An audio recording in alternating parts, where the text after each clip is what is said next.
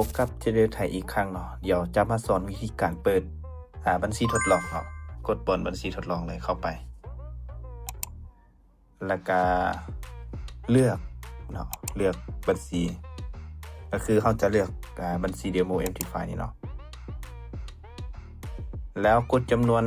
เหรียญที่ว่าเขาจะเพิ่มอย่างว่า 1,000 เหรียญกดดำเนินไปเลยกดดำเนินไปแล้วมันจะออกหน้านี้เนาะให้เรากดคัดลอกไปรหัสตัวถึงนี้เนาะเข้า Empty File เนาะ Empty File กดบนตั้งค่านี่เนาะแล้วก็กดบนบัญชีใหม่ค้นหาโบกของเขาเนาะก็คืออีลันเตเนาะอีลันเตคือตัวนี้เนาะแล้วให้เรากดเปลี่ยนบัญชีเดโมเนาะวางรหัสไปรหัสตัวที่เราคัดลอกหันแล้วก็มาเอารหัสผ่านของมัน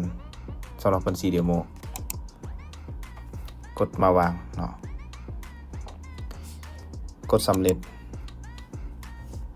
เดี๋ยวเราทำเป็นหนึ่งเนาะโอเคเนาะถือว่าสำเร็จในการเพิ่มบัญชีเดโมเนาะ 1,000 เหรียญตัวอย่างว่าเราจะเทียบทองคำเนาะเราก็พิมพ์เลย XAUU นี่เนาะก็จะเป็นตัวนี้เลยซึ่งเราได้บันทึกไปแล้วสำหรับใครที่มันยังบ่ทันได้บันทึกก็สามารถบันทึกได้ซึ่งมันจะมีหลายกราฟเนาะหลายสกุลกันให้เราเลือกเทียบก็มีเพียงเท่านี้เนาะสำหรับการเปิดบัญชีเดโมเดี๋ยวจะมาแนะนำวิธีการเปิดบัญชีจริงเนาะกดเข้าบนบัญชีจริงเลยแล้วมันจะออกมานี้ให้เรากดเลือกempty file เนาะก็คือตัวนี้leverage เนาะตามความสะดวกของแต่ละคนเลยจะเอา500บอลหรือว่า 1,000 1ต่อ 1,000 เนาะหรือว่า1ต่อ1,500ซึ่งleverage สูงก็จะให้เราออกก็ได้หลายขึ้นเนาะและเราต้องคิดคำนึงว่าเรายอมรับความเสี่ยงสำใดเนาะมาจะกดดำเนินไปเลยกดดำเนินต่อไปถือว่า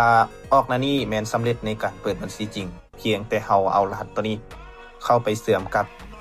Empty File เนาะกดคัดลอกรหัสของมันเลยรหัสตัวนี้เนาะวันนี้เข้าที่ Empty File เนาะให้ทุกคนเข้าบนตั้งค่าเนาะตัวอย่างเนาะเข้าบนตั้งค่านี้แล้วก็บัญชีใหม่พิมพ์คำว่าอีลันเตเนาะ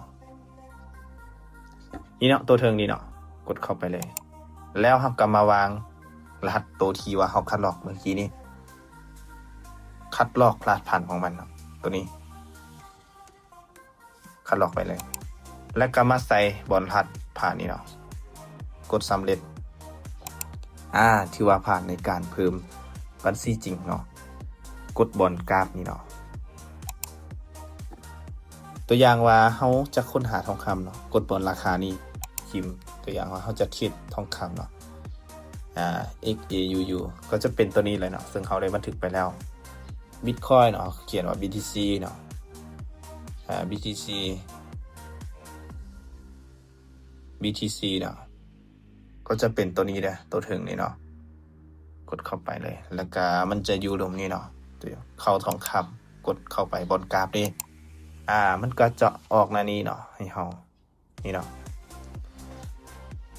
ตัวไผ่ที่เทศเนาะบ่เข้าใจในการเทศกับอยู่นี่จะมีการซื้อขายตัวนี้จะเป็นเซลล์ตัวนี้จะเป็นบายแล้วก็ตัวนี้จะเป็นการปรับออเดอร์ของเขาเนาะ